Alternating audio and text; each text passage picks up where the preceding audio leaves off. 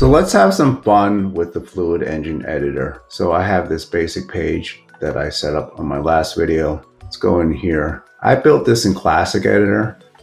Just want to point out, you can always, still at this point, you can add Classic Editor. Real quick, the biggest difference is that Classic Editor holds more space and blocks in the steady format. So you can see here a spacer, an image block, a text block. Whereas I'll show you right now, if you upgrade to Fluid Engine, it allows more malleability and control within this section. So I'm going to hit upgrade.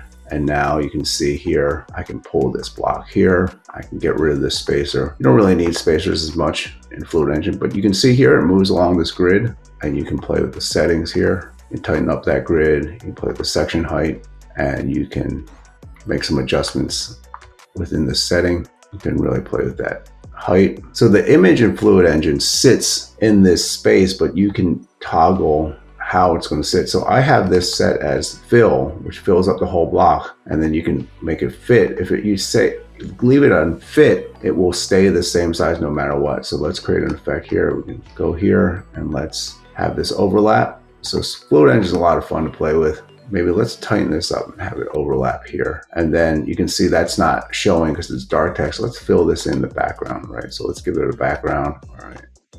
And as you can see now, this overlaps, you can move it around. So I'm going to go back and I'm going to fill this image up. That way it allows me to manipulate how much space it takes up in the frame. So I'm going to widen that up, make this bigger, and then I'm going to create an effect here, or we have an overlap. Okay, now that looks pretty good. And now you see here, and let's add another image here. Give it a nice effect so you get that pro designer look. Maybe since we're talking about being a Squarespace designer, I'm going to use a designer image. Something industrious, some coffee and some notes. Again, I'm going to hit design, I'm going to fill so I can manipulate that image to suit my needs here. So now we have this nice section. You can play with it. So how does this one know to sit on top of this one? So that's a great point. I'm going to just bring this up here.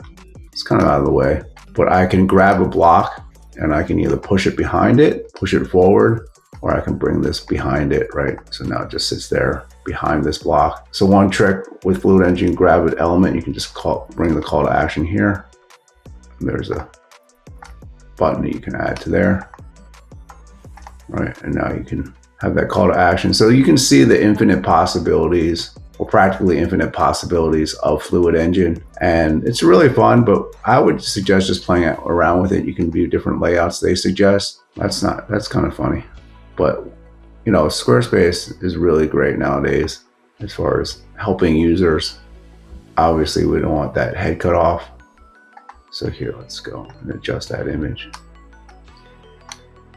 Right, just grab an edge. It's gonna be stretched out a little bit more. You want to contain that box, just drag it up, move it down a little bit. So we have all sorts of layout possibilities here.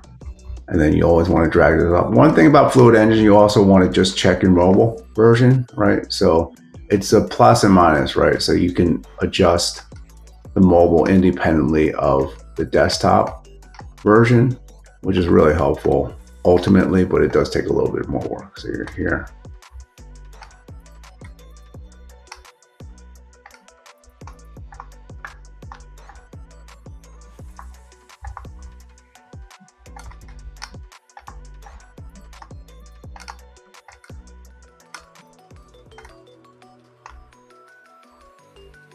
All right, so that looks a little bit better. See, that's overlap. Let's fix that.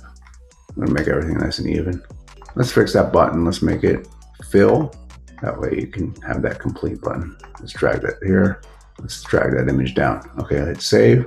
And now you'll see that the desktop version stays the same. Enjoy.